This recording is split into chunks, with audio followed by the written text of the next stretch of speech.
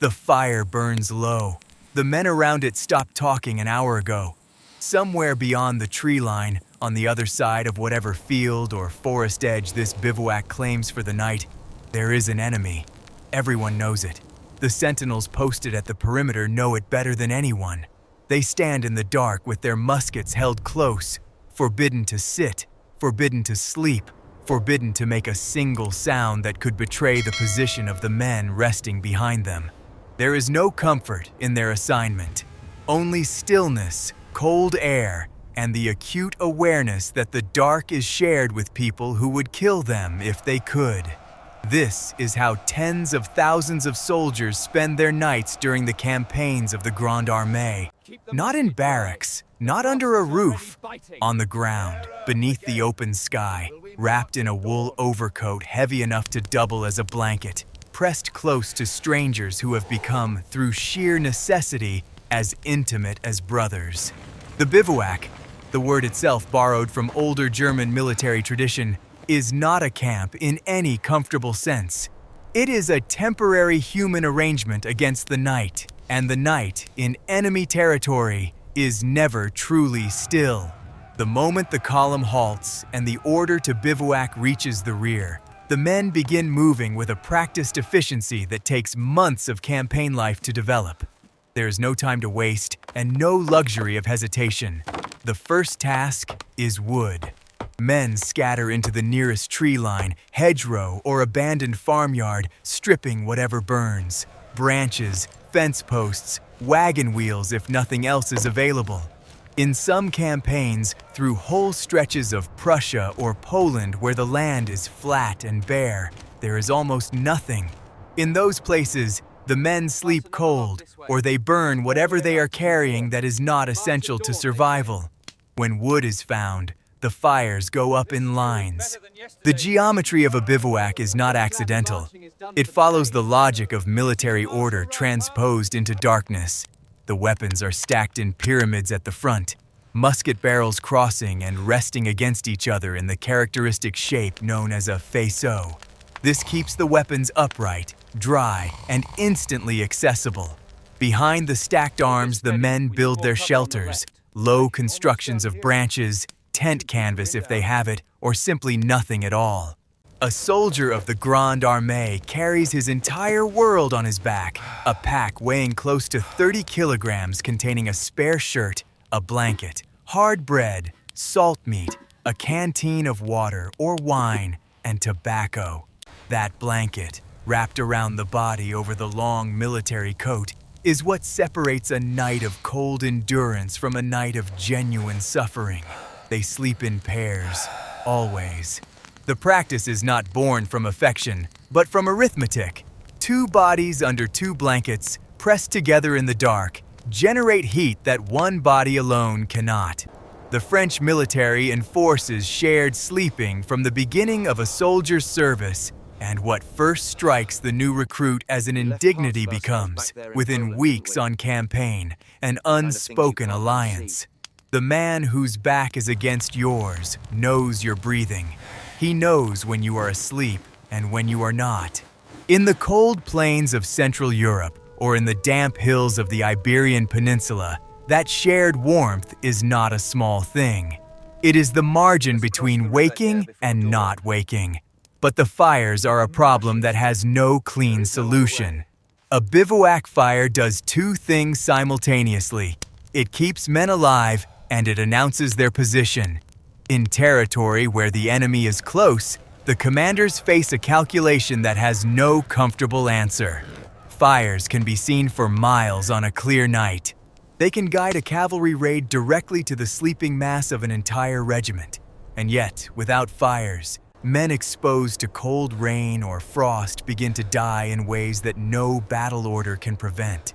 The decision is made based on how close the enemy is thought to be, how cold the night, how exhausted the men. Sometimes the fires burn low, banked rather than blazing. Sometimes they are forbidden entirely.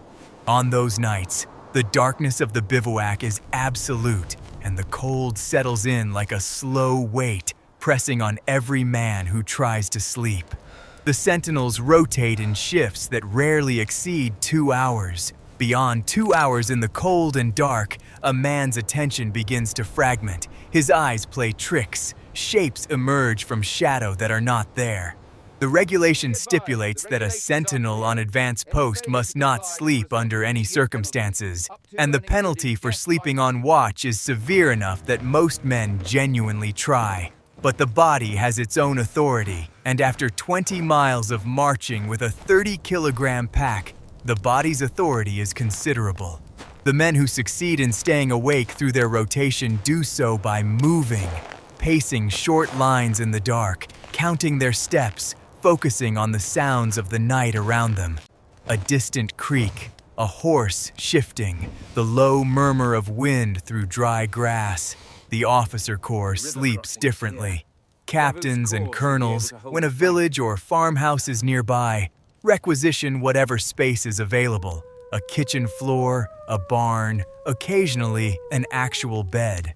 The gap between officer and enlisted man is never more visible than at night. A general of the Grande Armée arrives at the bivouac site, and his staff has already identified the nearest acceptable structure. His campaign furniture, folding desk, campaign bed, wash basin, travels with the army in a separate cart and can be assembled in a matter of minutes. He sleeps on a raised cot with a mattress in a private space with an aide stationed outside the door. The private soldier who made the same march sleeps on the ground 40 meters away, sharing a blanket with another man. The smell of wet wool and wood smoke settling over the entire camp like a second darkness. The backpack that every soldier carries into the bivouac is the record of a life stripped down to its bare necessities, and within it, the food tells its own story of the campaign's condition.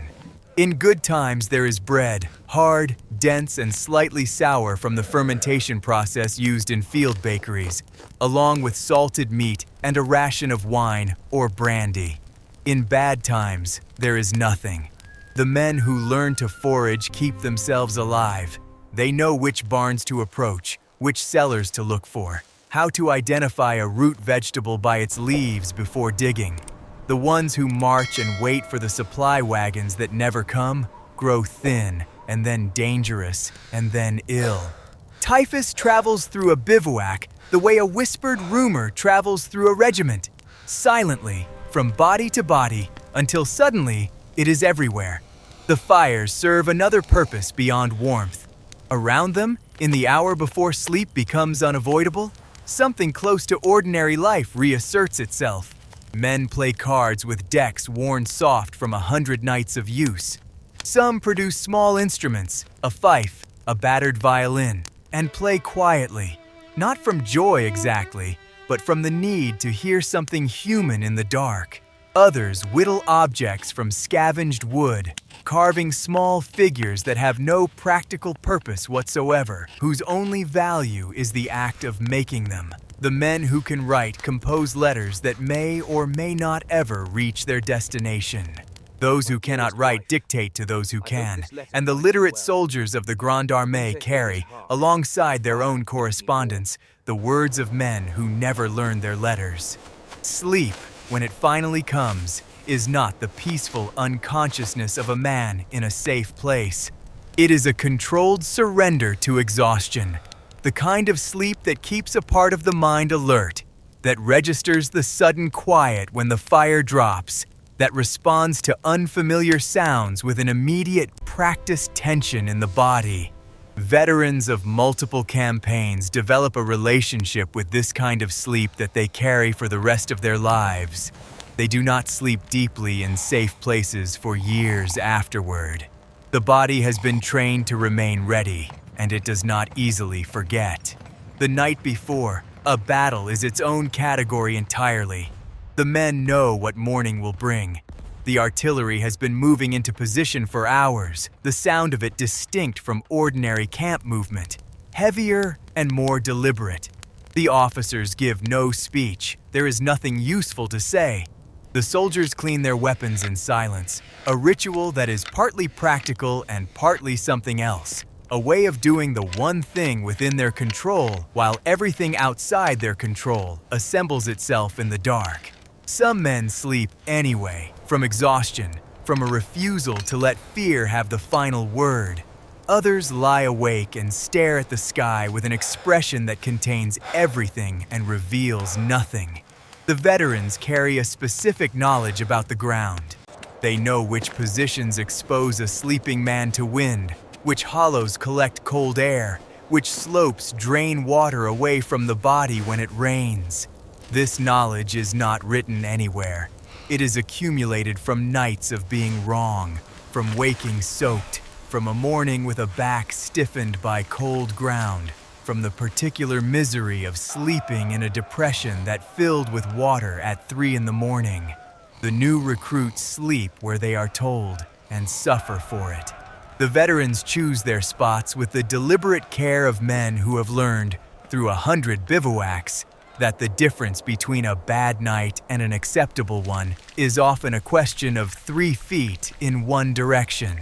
There is a moment in the deepest part of the night when the camp achieves something almost resembling peace. The fires have burned down to coals, the sentinels are at their posts, the officers are asleep in their requisitioned rooms. The mass of men lying on the ground, wrapped in wool and pressed together in the dark, breathe in the slow rhythm of exhausted sleep. From a sufficient distance, in the right light, it could be mistaken for something tender. This great army, collapsed in upon itself, vulnerable in the way that all sleeping things are vulnerable.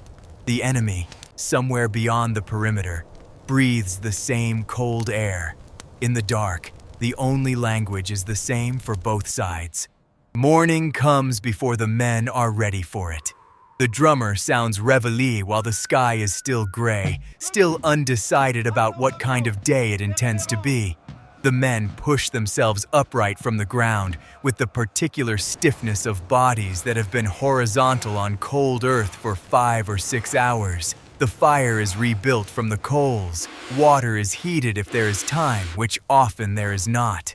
The weapon pyramids are broken apart, each man reclaiming his musket by feel as much as sight in the pale early light. The camp, which hours before had been a small city of sleeping bodies, firelight, and low voices, vanishes within 30 minutes. The ground holds the shape of it for a time.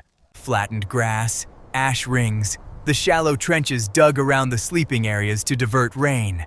Then the column moves, and the ground begins to forget.